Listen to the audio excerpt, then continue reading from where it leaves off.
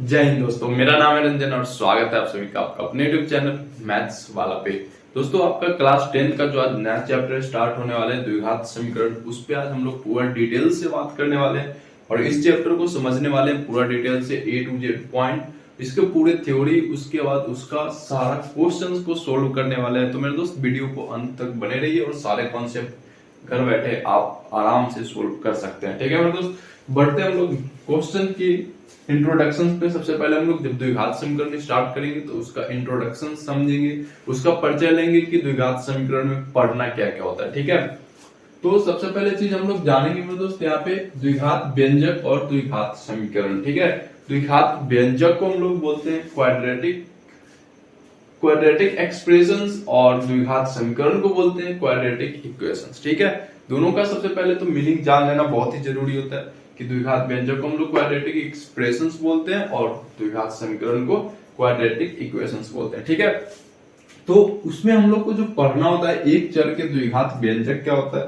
एक चर मतलब जो मेरे दोस्त, या तो आप x देखोगे, चर मतलब क्या होता है, या तो आप अगर कोई द्विघात व्यंजक का फॉर्म है तो सारा फॉर्म x में आपको दिखेगा। ठीक है, और या तो फिर y है तो y ही दिखेगा। ठीक है मेरे दोस्त, यहाँ पे y स्क्वायर प्लस 3x का फॉर्म नहीं दिखेगा। ठीक है, मतलब कहने का यही हुआ कि आपको एक चर का मान यहाँ पे दिया हुआ है आपका कि एक चर का द्विघात व्यंजक होते क्या है। ठीक है, तो quadratic polynomials in one variable, quadratic polynomials in one variable, इसको हम लोग बोलते हैं एक चर के द्विघात व्यंजक। ठीक है, इसको हम लोग इसके बारे में समझते हैं। ठीक है, तो यदि एक चर के किसी बहुपद का घात 2 हो उसे द्विघात बहुपद कहते हैं। ठीक है, यानी एक चर वाले समीकरण तो होना जरूरी है। सबसे सिंपल बात और सबसे पहला बात कि एक चर वाले द्विघात बहुपद होना चाहिए, ना कि उसमें एक y भी दिखे और एक x भी दिखे। ठीक है, ऐसा फॉर्मेट नहीं होगा। अगर ऐसा आपको दिखता है ऑब्जेक्टिव टाइप क्वेश्चन में तो आप वहां पे पहले ही समझ जाइएगा कि ये द्विघात समीकरण नहीं है। ठीक है, तो उसका कुछ रूल है जिसमें एक चर होना चाहिए। ठीक है, उसके बाद एक चर के किसी बहुपद का घात 2 हो, यानी द्विघात समीकरण का दूसरा रूल ये आता है कि एक चर तो आपको दिखेगा ही, लेकिन अगर एक चर दिखने के बाद अगर घात 3 हो जाए तो द्विघात बहुपद नहीं होगा। मेरे दोस्त, इस बात को आप जरूर से जरूर पॉइंट बना के रखिएगा, अपने दिमाग में नोट कर लीजिएगा। जिसका घात 2 हो उसे द्विघात बहुपद कहते हैं। यानी एक चर दिखे लेकिन घात मैक्सिमम आपको क्या दिखना चाहिए, 2। ठीक है, उस बहुपद में घात आपको 2 अगर दिखता है तो द्विघात बहुपद है, अन्यथा नहीं है। ठीक है, तो जैसे कि एग्जांपल आपको मैं यहाँ पे दिखा देते हैं, x square plus 5x plus 4। ठीक है मेरे दोस्त, यहाँ पे क्वेश्चंस, यहाँ पे जो कुछ पॉइंट दिए हुए हैं उसमें आपको एक चर तो दिख रहा है। देखिएगा, इसमें x इसमें भी है, x इसमें भी है। ठीक है, तो कांस्टेंट टर्म में अचर पद है, इसको हम लोग बोलते हैं अचर पद। इसको चर नहीं बोलते। चर मान जो होता है इसमें कोई भी वेरिएबल जैसे x हो, y हो, z हो, कुछ भी हो सकता है। ठीक है, तो ये तो अचर पद हो गया। अचर पद के अलावा जो टर्म दिखे उसमें एक चर हो, जैसे इसमें x हो और इसमें भी x हो। ठीक है, और इसका घात कितना होना चाहिए मेरे दोस्त, 2। आप सिंपल पहचान जाइएगा कि वो द्विघात समीकरण है। ठीक है, इस बात को आप पॉइंट बना लीजिएगा, नोट कर लीजिए कॉपी में। तो इसमें हम लोग कुछ एग्जांपल, जैसे आपको अब यहाँ पे एक एग्जांपल और दे दिया जाए, x इंटू एक्स प्लस 5। ठीक है, अब इसको पहचानना है द्विघात बहुपद है कि नहीं है। ठीक है, तो सिंपल आप पहले क्या करोगे, इसको मल्टीपल करेंगे तो एक्स स्क्वायर प्लस 5x।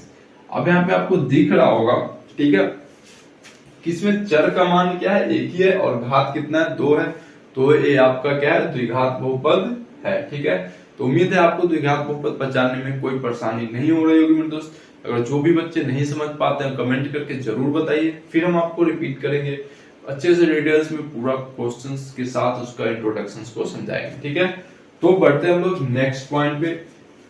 चर x के द्विघात बहुपद व्यापक रूप है। व्यापक रूप समझना जरूरी होता है। व्यापक रूप होता है क्या मेरे दोस्त, जैसे कि आप द्विघात बहुपद जो ही है उनकी पहचानने का जो कैसे पहचान सकते हैं, तो उसके लिए हम एक टर्म लिखते हैं, एक रूप बनाते हैं कि इस तरह से अगर लिखा हुआ हो तो आपका द्विघात बहुपद है, अन्यथा नहीं है। ठीक है, इस पॉइंट को ध्यान रखिएगा। जैसे यहाँ पे ax square plus bx plus c दिया हुआ है, तो ये आपका द्विघात बहुपद का व्यापक रूप हो गया। यानी पहला जो x स्क्वायर है, फिर x का टर्म हो, फिर अचर पद हो। जैसे आपको यहाँ पे दे दिया जाए एक्स स्क्वायर प्लस 3x, अब आप कहोगे सर द्विघात बहुपद है कि नहीं है, तो आपको समझना होगा कि हाँ इसमें तो ए एक्स स्क्वायर का टर्म है, एक्स का कांस्टेंट कुछ नहीं तो जीरो भी हो सकता है। ठीक है मेरे दोस्त, तो इस पॉइंट को ध्यान रखना है कि पहला टर्म ए एक्स स्क्वायर और दूसरा बी एक्स, तीसरा सी, जहां ए बी सी वास्तविक संख्या है। ठीक है मेरे दोस्त, ए बी सी कैसी संख्या, वास्तविक संख्या है। तो इस पॉइंट को आप अच्छे से नोट कर लीजिए, कॉपी में नोट करके उसको बार बार प्रैक्टिस कर लीजिए ताकि आपके लिए बहुत ही ज्यादा इंपॉर्टेंट हो जाएगी। ठीक है दोस्त, बढ़ते हम लोग नेक्स्ट पॉइंट पे, द्विघात बहुपद फलन। ठीक है, अब यहाँ पे हम लोग क्वाड्रेटिक पॉलिनोमियल्स फंक्शन, जिसको हम लोग इंग्लिश में बोलते हैं क्वाड्रेटिक पॉलिनोमियल्स फंक्शन, इसको हिंदी में हम लोग बोलते हैं द्विघात बहुपद फलन। फलन मतलब जैसे कि कोई भी पॉलिनोमियल से मतलब p इंटू एक्स बराबर x square plus 2x plus 2। ठीक है, अब इसमें आपको समझना क्या है, ये फंक्शंस होते हैं द्विघात बहुपद के, इसमें आप कोई भी वैल्यू वेरिएबल पुट, कोई भी मान पुट करते हैं x का, तो जैसे p इंटू 1 आपको निकालना हो तो x के जगह आपको क्या पुट करना होगा, जहां जहां x है वहां वहां 1 पुट करना होगा। ठीक है, सिंपल सी बात है, 1 स्क्वायर प्लस 2 इंटू 1 प्लस 2। अब यहाँ पे आपको करना क्या है, 1 का स्क्वायर 1 प्लस 2 1 जा 2 प्लस 2 2 2 जा 4 और 1 5, ये आपका आंसर हो गया। तो फंक्शंस में जो भी वैल्यू दिए हुए थे, जो भी मान दिए हुए थे, उसको आप जो फंक्शन है उसमें आप रख करके आप इजीली उसका सॉल्यूशन कर सकते हैं। ठीक है मेरे दोस्त, तो हम लोग बढ़ते हैं नेक्स्ट पॉइंट और उसको समझते हैं डिटेल से।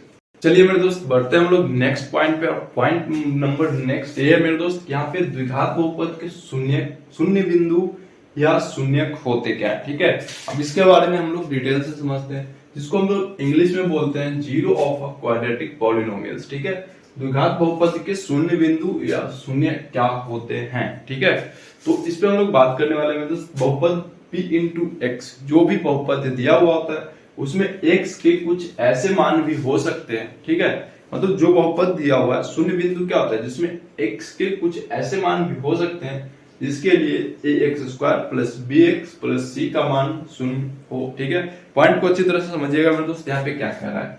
जैसे अगर कोई भी बहुपद दिया हुआ है, जैसे यहाँ पे बहुपद दिया हुआ है, तो इसके कुछ ऐसे मान हो सकते हैं जिसका वैल्यू पुट करने पर पूरा रिजल्ट क्या हो जाए, आपका जीरो हो जाए। ठीक है, तो वही होते हैं द्विघात बहुपद के शून्य बिंदु या शून्य। ठीक है मेरे दोस्त, तो इस पॉइंट पे कुछ एग्जांपल को आपको हम दिखाते हैं, जो समझिएगा बड़ी ध्यान से। ठीक है, यहाँ पे p इंटू एक्स बराबर दे रखा है 2x square minus 3x plus 1 में p इंटू 1 का मान अगर हम लोग पुट करते हैं तो ये पूरे के पूरे रिजल्ट जो होते हैं वो जीरो हो जाएंगे।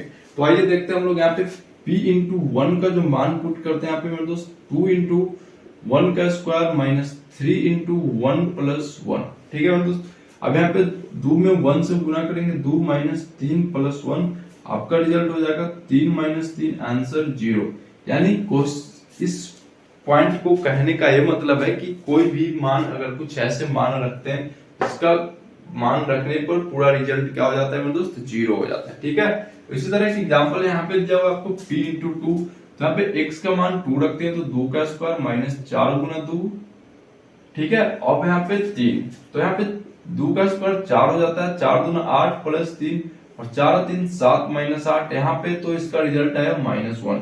यानी कहने का ये मतलब है कि कुछ ही ऐसे मान होते हैं, सारे के सारे वैल्यू आप रख के जीरो नहीं ला सकते, तो कुछ ऐसे मान होते हैं जिसको रखने पे जीरो आते हैं, बहुत ऐसे मान होते हैं जिसको रखेंगे तो जीरो नहीं भी आ सकते हैं। तो इस पॉइंट का मतलब आपको अच्छी तरह से समझ में आ गया मेरे दोस्त कि द्विघात बहुपद के शून्य बिंदु या शून्य क्या होते हैं। ठीक है, तो हम लोग बढ़ते हैं नेक्स्ट पॉइंट। चलिए मेरे दोस्त, हम लोग बढ़ते हैं नेक्स्ट पॉइंट पे, द्विघात समीकरण का नेक्स्ट पॉइंट जो है मेरे दोस्त, यहाँ पे द्विघात समीकरण और इसके मूल।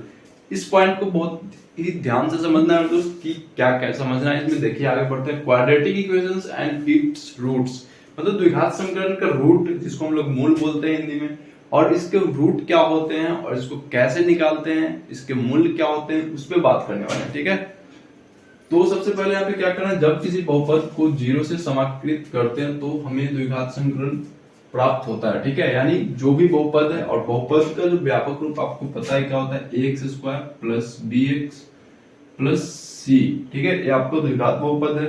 अब इसको हम लोग जब भी जीरो से इक्वलिटी करते हैं, यानी जीरो के बराबर करते हैं, तो ये हो जाता है आपका द्विघात समीकरण का व्यापक रूप। ठीक है, यानी ये आपका द्विघात समीकरण का व्यापक रूप है जिसके हम लोग मूल निकालते हैं और उसको पूरा डिटेल से बनाते हैं। ठीक है, द्विघात समीकरण के मूल्य जो होते हैं quadratic equations of its roots, मतलब इसमें जब किसी बहुपद को 0 से समाकलित करते हैं तो हमें द्विघात समीकरण प्राप्त होता है। यानी इसका द्विघात समीकरण का जो व्यापक रूप या इसको आप लोग मानक रूप भी बोल सकते हैं, दोनों में से कोई भी बोल सकते हैं आप, या तो व्यापक रूप बोलिए या तो मानक रूप बोलिए। ठीक है, अब इसके ax² plus bx plus c बराबर 0, जहां a plus b and c क्या है, वास्तविक संख्या है। ठीक है, तो ये रूप आपको समझ में आ गया होगा मेरे दोस्त कि द्विघात समीकरण जब द्विघात बहुपद ax² plus bx plus c बराबर 0 को हम लोग 0 से स्वीकृत करते हैं तो हमारा द्विघात समीकरण का व्यापक रूप होता है। ठीक है, तो इस पॉइंट को जरूर से जरूर याद रखिएगा क्योंकि कहीं ना कहीं ऑब्जेक्टिव टाइप क्वेश्चंस पूछ दिए जाते हैं बोर्ड्स एग्जाम में कि द्विघात समीकरण का व्यापक रूप या मानक रूप क्या होते हैं। तो आप इसको याद रखिएगा, ax² plus bx plus c बराबर 0, जहां a b c वास्तविक संख्या है। ठीक है, अगला पॉइंट पे हम लोग आते हैं मेरे दोस्त, x के जिस मान के लिए, ठीक है, मूल जिसको हम लोग रूट बोलते हैं इंग्लिश में, उसे मूल किसे कहते हैं उस पर बात करते हैं। ठीक है, तो x के जिस मान के लिए ax² plus bx plus c बराबर 0 संतुष्ट होता है, अर्थात उन्हें ax² plus bx plus c बराबर 0 के मूल कहते हैं। ठीक है, यानी इस टर्म में जो भी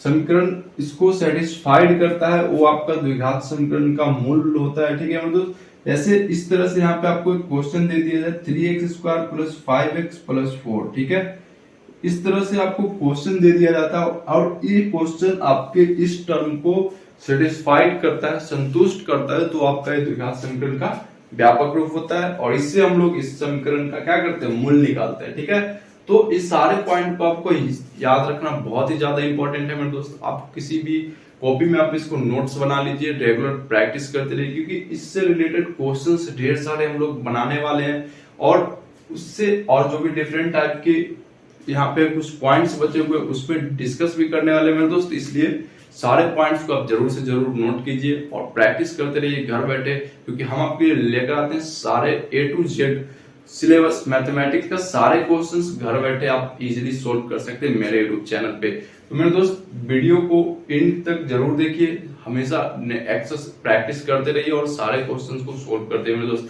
तो आज का क्लास आपको कैसा लगा कमेंट करके जरूर बताइए और चैनल को लाइक सब्सक्राइब और शेयर करना नहीं भूलिए मेरे दोस्त। मिलते हैं नेक्स्ट वीडियो में। जय हिंद, नमस्कार।